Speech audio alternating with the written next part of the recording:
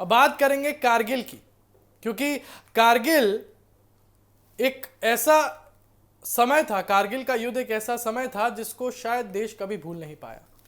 कारगिल सिर्फ एक युद्ध का नाम नहीं है, बल्कि भारतीय सेना के अदम्य साहस, बलिदान और देशभक्ति की अमर गाथा है। 26 जुलाई 1999 को भारतीय सेना ने दुश्मनों को करारा जवाब देते हुए कारगिल की चोटियों पर फिर से तिरंगा लहराया था। और इस ऐतिहासिक जीत को हर साल पूरे देश में कारगिल विजय दिवस के रूप में मनाया जाता है।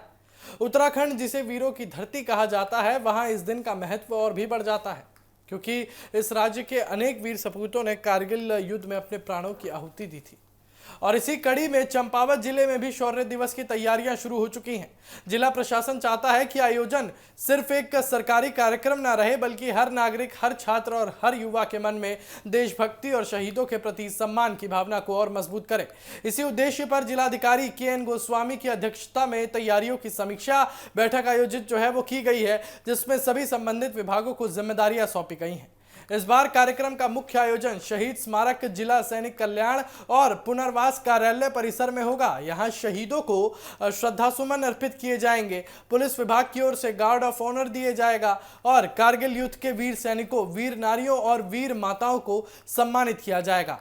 ये सम्मान केवल व्यक्तियों का नहीं होगा, बल्कि उन परिवारों के त्याग और बलिदान का भी होगा जिन्होंने देश की रक्षा के लिए अपना सर्वस्व समर्पित कर दिया है।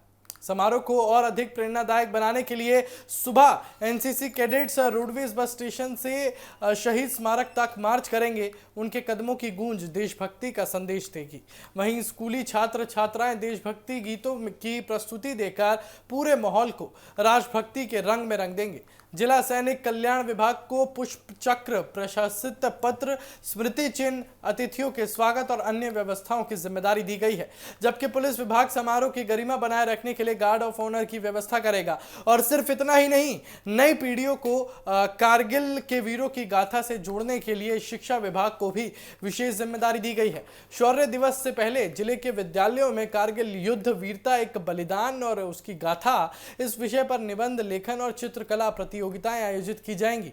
और इन प्रतियोगिताओं के विजेताओं को 26 जुलाई के मुख्य समारोह में सम्मानित किया जाएगा, ताकि बच्चे के मन में देश के लिए सम्मान और राष्ट्र सेवा की भावना और मजबूत हो सके।